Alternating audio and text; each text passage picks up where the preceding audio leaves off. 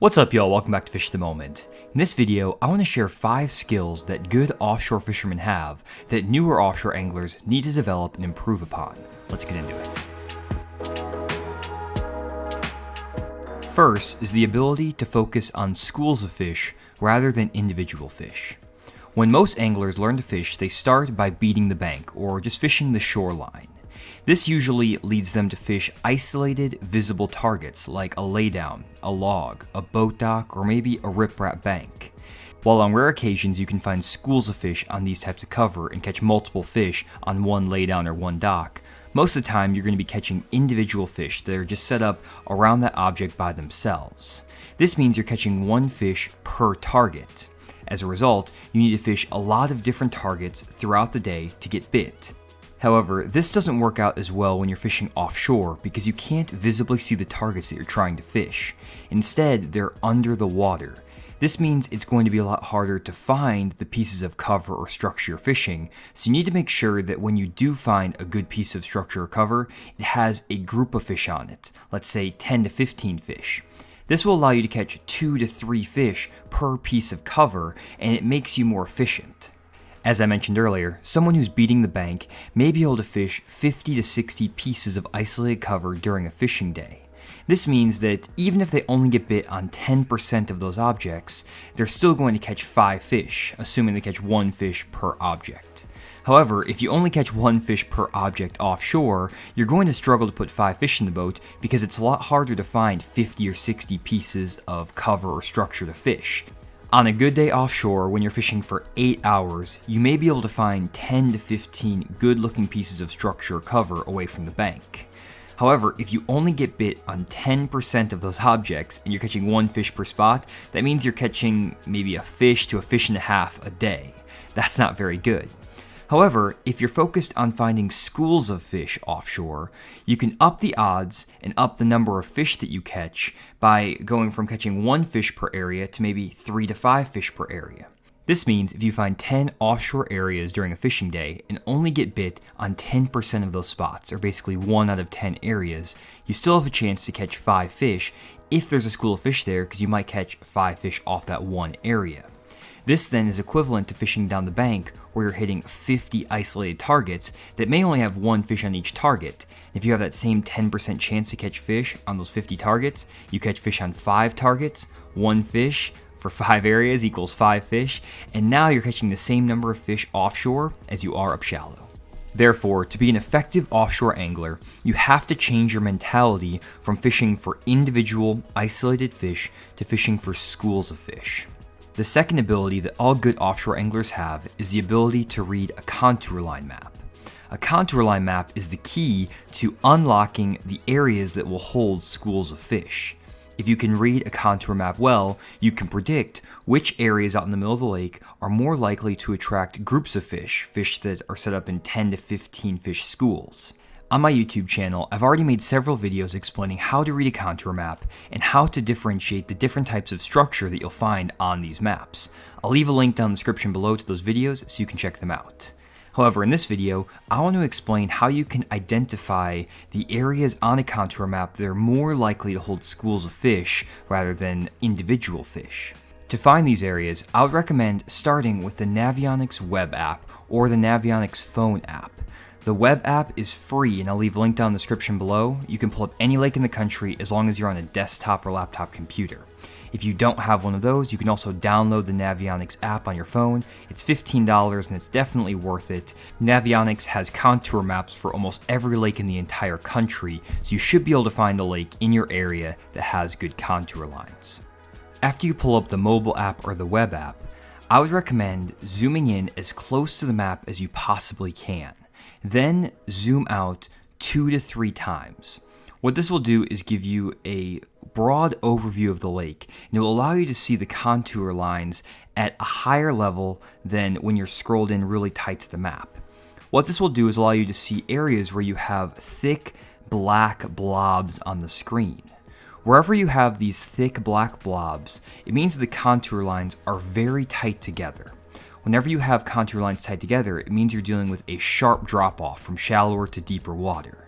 These are the areas that are more likely to attract schools of fish, and if you can go around your lake and find where the sharpest drop-offs are, that's usually where you're going to find the biggest groups of fish. Now, not every single drop-off is going to be holding fish. Sometimes the drop-offs in the backs of the creeks are going to be better. Sometimes the drop-offs on the main lake are going to be better. This all comes down to seasonal bass movement. I'm not going to get into that in this video. The key, though, to finding schools of fish are to find areas where you have a sharp drop-off from shallower water to deeper water. Now, these drop-offs don't need to be in deep water per se. That's one thing a lot of guys get confused about when they're fishing offshore. They think they need to be fishing in 30 or 40 feet of water. However, a drop-off from 4 to 12 feet of water is still a sharp drop-off relative to the depth of water you're in. You can hold really big schools of fish, and it can be just as effective as a drop-off that drops from 20 feet of water into 100 feet of water. The big difference is you want to have a pretty drastic drop or a sharp drop off from pretty shallow water to a lot deeper water to hold a school of bass. These first two skills are crucial to being a good offshore angler. If you can learn to focus on schools of fish and also learn how to identify areas that are more likely to hold schools of fish in a contour map, you're going to be 2 to 3 steps ahead of any other offshore angler that's just starting out. Really quick, I want to let you guys know about a project I've been working really hard on over the past 6 months. If you head over to my website, fishthemoment.com, then go to the new sonar guides page, you'll find detailed sonar settings guides that walk through every single setting in great detail. I tried to make them as simple as possible so even those who struggle with technology can still follow the guide and set up the settings no problem. They're very detailed and took a ton of time to make, therefore I only have 3 available right now. However, there are a lot more guides coming to the website over the next couple of months, including current units and some older units that may have been released 3 to even 10 years ago. Definitely stay on the lookout for new sonar guides and check out Fish the Moment's content for updates on when new units are available. Check them out at fishthemoment.com. The next skill that all good offshore anglers have is the ability to fail fast. What I mean by this is they're able to determine when an area is going to produce fish and when they're wasting their time and the fish are inactive. This is something that takes years of experience and intuition about what's going on under the water. Unfortunately, these skills are not easy to develop and they're going to take a lot of time for new anglers to establish and actually implement on the water. This is why I recommend that all new offshore anglers only spend 15 minutes fishing an offshore area before moving on. This will eliminate a lot of wasted time fishing spots that have inactive fish. Moreover, I find that 90% of my bites on an offshore area will come within the first 10 casts. There are exceptions to this, and I do catch fish in offshore areas after making more than 10 casts, but this happens so infrequently that I wouldn't recommend new anglers focus on these outliers. Instead, if you can make 10 casts per offshore spot and then leave, you're going to be able to fish a lot more offshore areas in a day and improve your odds of actually catching fish. If you spend 2 to 3 hours fishing one offshore area and you only have an 8-hour fishing day, at most you're going to fish 4 to 5 areas throughout that day. This means you better catch some fish off of one of those 4 or 5 areas or you're not going to catch anything. And from what I've seen with new offshore anglers, they're not the best at identifying which spots are actually holding fish with a fish finder or with a contour map, so their chances of actually catching fish on an offshore area are not as high as someone who has more skill. Therefore, if you want to have the best chance of catching fish during an offshore fishing trip, you should fish at least 10 spots during the day. At a 10% probability of catching fish, that means you're going to catch fish at least 1 out of the 10 spots you fish. Assuming that you're fishing for schools of fish, and you can catch 4 to 5 fish off that spot, you're at least going to put 4 to 5 offshore fish in the boat if you can fish 10 different areas throughout the day. To achieve this during an 8-hour fishing day, you need to be fishing more than 1 spot every hour. If we add in time for running and idling, this means you have about 30 minutes to fish each spot before you have to move on if you want to fish 10 spots during an 8-hour period. If you have less time to fish offshore than that, let's say 4 hours, now that time is cut in half and you only have 10 to 15 minutes to fish each spot before you have to leave and fish the next spot if you want to fit 10 fishing spots into a 4-hour fishing period. If we go back to my recommendation from earlier of making 10 casts per offshore area, this means if you have 30 minutes to fish a spot, you can spend 3 minutes per cast. if you only have 10 to 15 minutes to fish that spot, you have to make those 10 casts in 10 minutes. That's a pretty quick turnaround, and therefore you're going to have to adjust the baits you're using depending on how much time you have to fish. Personally, if I'm trying to make 10 casts in a spot, I try to make those 10 casts in about 15 minutes. I'll start by making 5 casts with moving baits, whether that's a deep diving crankbait like a Strike King 6XD, or a swim bait like a Megabass Spark Shad in the 3, 4, or 5 inch size. With these moving baits, each cast takes me about 1 minute. This means in 5 minutes I can make 5 casts. If I'm fishing a spot for 15 minutes, that leaves me 10 full minutes left to make my final 5 casts. With 2 minutes per cast, I then try to go to a slower moving bait, which is usually going to be a football jig like my Fish Moment Offshore jig by Jewel Bait Company, or some sort of finesse bait like a drop shot or a shaky head worm like a Zoom trick worm. These baits are going to be dragged on the bottom slowly, and I'm basically just going to keep them down the bottom for about a minute and a half before reeling them in, completing my cast in 2 minutes. This allows me to make 10 casts in 15 minutes and then move on pretty quickly. If I don't get bit in those first 10 casts, again, my chances of catching fish are not that high, and I would much rather move to a new area where the fish are more aggressive, because if they are biting, you should get bit on your first or second cast with one of those moving baits, or at worst case scenario, your first or second cast with one of those slow bottom bouncing baits. Now, I know I'm getting really specific and nerdy with all the numbers and the specific times I'm spending in each spot, and personally, I don't actually think about these numbers when I'm on the water. I've internalized it and made it part of my process. However, for newer anglers, this process is going to be very new and very foreign to what you're probably doing right now.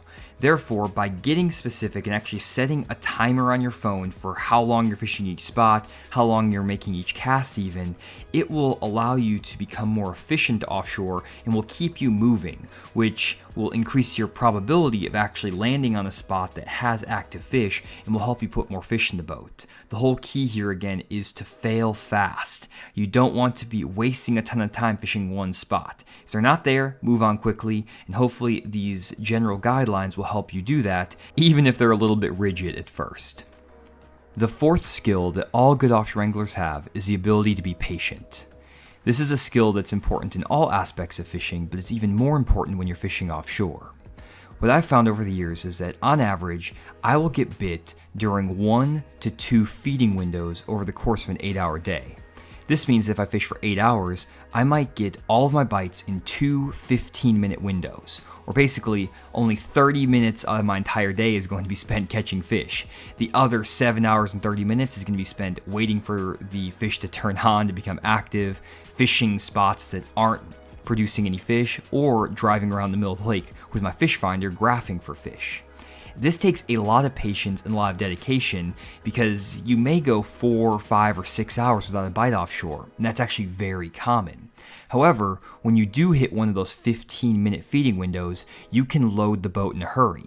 Usually I'll catch 3 to 7 bass in each of those feeding windows, and most of the time they're going to be pretty good ones, 3 to 5 pounders. However, you have to be able to be patient and withstand those lulls in the action. One common mistake I see among most offshore anglers is that they give up way too soon on their offshore fish. They'll be out there for 2 to 3 hours, not get any bites offshore, and then give up. However, if they waited it out a couple more hours, they will most likely hit an active feeding window or an active spot and actually catch those fish. However, this is much easier said than done, because you have to build confidence that even though you haven't been bit for 5 hours, those fish will bite. And this just comes from time on the water and experience. But if you want to get good at offshore fishing and be consistent, you have to overcome that fear of not catching fish and trust the process to know that at some point you're going to hit a feeding window and those fish are going to bite, you'll put a bunch of fish in the boat, and you're going to do pretty well. The final ability that all good offshore anglers have is the ability to read a fish finder, and also the discipline to use that fish finder when they're on the lake. The first part of that is pretty obvious.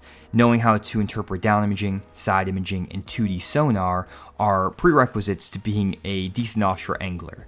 The fish finder is your eyes under the water. If you can use a fish finder well, you can identify structure, cover, and fish. I have tons of videos on my YouTube channel explaining how to identify different types of cover and how to identify fish with side imaging, down imaging, and 2D sonar. I'll leave a link down to that playlist down below. There's a bunch of videos there, so definitely check them out. The more important element of this, though, is not only the ability to identify what you're looking at on your screen, but also the commitment to actually use your fish finder when you get to the lake. One thing I hear from a lot of anglers is that they don't go to the lake to drive their boat. They go to the lake to fish. Therefore, it's completely impossible for them to imagine graphing for 2 to 3 hours during a fishing day to try to actually catch fish. If you're only out there for 6 to 8 hours, this means you might spend half of your day driving your boat in a circle and graphing offshore structure. However, this is what you need to do if you're going to be a good offshore angler. Again, your fish finder is your eyes under the water. The only way you're going to know if a piece of offshore structure or cover has a school of fish on it is if you actually graph it first with your fish finder. Now, you can catch fish offshore without a fish finder, and you can just pull up on random pieces of structure or cover, drag your bait around on them, and hope that a school of fish is there. However, if you actually want to get really good at offshore fishing, identifying if those spots have fish on them before you fish them is the key to improving your efficiency and becoming even better. This means that you have to graph, and graph some more to become a good offshore angler. Now, graphing without knowing what you're looking at on the screen is not going to be effective, and also, even if you know what you're looking at on the screen, if you only graph for 30 minutes, you're also not going to be effective. It's a combination of spending a good amount of time graphing, let's say at least a third of your day graphing, and also understanding what you're looking at on the screen. If you can put both of those elements together, you're going to be a lot more efficient and effective offshore. Those are the 5 skills that all good offshore fishermen possess. These skills are not easy to acquire, and they're going to take a lot of time on the water and a lot of failure to develop. That's one big thing about offshore bass fishing that you're going to have to overcome. It's the fear of failure and the actual failure. There are going to be days when you go out there, you graph around for 5 or 6 hours, and you never catch a single fish.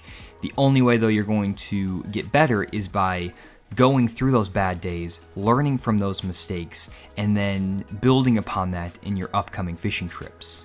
If you can then focus on the 5 skills that I laid out and try to get better at one of them every single time you go to the lake, over time you'll become proficient in all 5 and you will become a good offshore angler.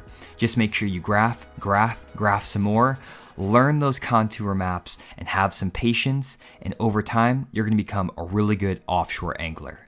Hopefully you enjoyed this video. If you did, I'd appreciate you sharing with any friends who might be struggling fishing offshore, and also leave a like down the video. It really helps out with the YouTube algorithm and gets this video out to more people. Thanks again for checking out this one, and we'll see you in the next one.